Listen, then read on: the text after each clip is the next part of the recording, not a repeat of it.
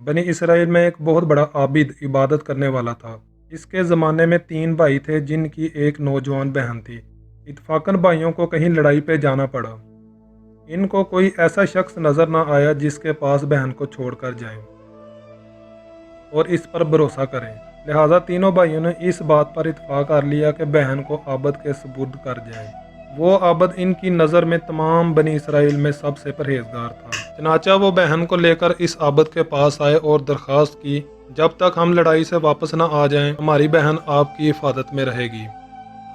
आबद ने पहले तो इनकार किया और इनसे और इसकी बहन से खुदा की पनाह मांगी, लेकिन तीनों भाइयों ने इसरार किया। आखिरकार आबद इस शर्त पर मान गया कि अपनी बहन को मेरी इबादत खाने के सामने किसी घर में छोड़ जाओ। चनाचा तीनों भाइयों ने ऐसा ही किया और अपनी बहन को आबद के इबादत खाने के सामने एक घर में ला उतारा और खुद चले गए। वो लड़की आबद के करीब एक मुद्दत तक रहती रही। आबद इसके लिए खाना लेकर चलता था और अपने इबादत खाने के दरवाजे पर रखकर दरवाजे को बंद कर लेता था और अंदर वापस चला जाता था और लड़की को आवाज़ देता था। वो अपने घर से आकर खाना उठाकर ले जाती थी। कुछ दिनों के बाद शैतान ने आबद के दिल में ये ख्याल पैदा किया कि लड़की दिन को अपना खाना लेने के लिए घर से निकलती है। कहीं ऐसा न हो कि कोई इसे देखकर इस पर दस्त अंदाजी करे और इसकी इज्जत खराब करे। बेहतर यह है कि मैं खुद इसका खाना इसके दरवाजे पर रख आया करूँगा। इसमें मुझे अजर भी बहुत मिलेगा। अलगर्ज वो आबद अब खुद खाना लेकर इसके घर जाने लगा। कुछ दिनों के बाद शैतान फिर इसके पास आया और इस बात पर उभारा, अगर तुम इस लड़की से बातचीत किया करो तो लड़की की वहशत दूर होगी। ये बड़ा नेक काम होगा।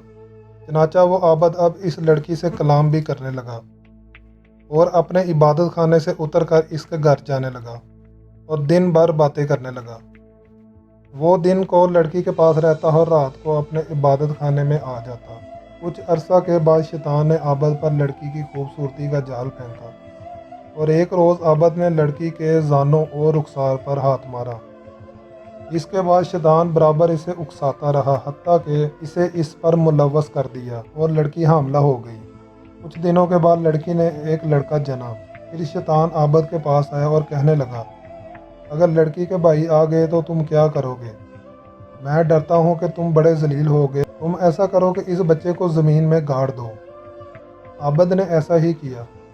फिर शैतान ने आबद से कहा, मुझे शक है कि ये लड़की अपने भाइयों से सारा किस्सा बयान कर देगी, लिहाजा इसे भी ज़िबा करके बच्चे के साथ दफन कर दो।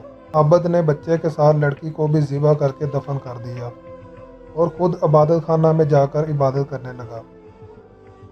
एक मुद्दत के बाद लड़की के भाई वापस आए और आबद से अपनी बहन का हाल पूछा तो आबद ने कहा वो मर गई है और कब्रिस्तान में ने ले जाकर एक कब्र दिखा दी और कहा यह तुम्हारी बहन की कब्र है, इस कब्र पर फातिहा पढ़ो। भाइयों ने दुआएं खैर की और वापस चले आए। रात को तीनों भाइयों ने ख्वाब में देखा कि शैतान एक मुसाफिर आदमी की शक्ल में आया है और इनसे इनकी बहन का पूछा। उन्होंने इसके बनने की खबर दी तो शैतान ने तीनों से कहा, नहीं, ऐसा नहीं, बल्कि इस आबद ने तुम्हारी बहन की इज्जत को लूटा है और इससे एक बच्चा पैदा हुआ जिसे आबद ने मार डाला और तुम्हारी बहन को भी ज़िबा कर डाला और दोनों को इस घर में दफन कर दिया है। तुम इस घर में दाखिल होकर फलां कोने में जाकर देखो, वहाँ वो घड़ा मौजूद पाओगे। सुबह तीनों भाई उठे और एक दूसरे से ये ख्वाब बयान करके इस मकान में गए और इसी कोने की तरफ बढ़े। वहाँ घड़ा मौजूद पाया। घड़े को खोदा तो दोनों लाशें निकल आईं। इसके बाद वो आबद के पास आए और सारा माजरा बयान करके इससे पूछा तो आबद ने भी इकबाल जुर्म कर लिया। फिर तीनों ने बादशाह से जाकर आबद की शिकायत की। आबद को इबादत खाने से निकाल दिया गया और इसे फांसी का हुक्म जारी किया गया। जब आबद को फांसी के लिए दार पर लाया गया तो शैतान आ गया और कहने लगा, मुझे पहचानो, मैं ही तुम्हारा साथी हूँ जिसने तुझे औरत के फितने में डाल दिया। अब अगर तुम मेरा कहा मानो तो मैं तुम्हें फांसी से बचा सकता हूँ। आबद ने कहा, कहो क्या कहते हो, मैं मानूंगा। शैतान ने कहा, खुदा का इनकार कर दो। चनाचा आबद बदबख्त ने खुदा का इनकार कर दिया और काफिर हो गया। शैतान इसे वहीं छोड़कर चला गया और सिपाहियों ने इसे दार पर खींच दिया।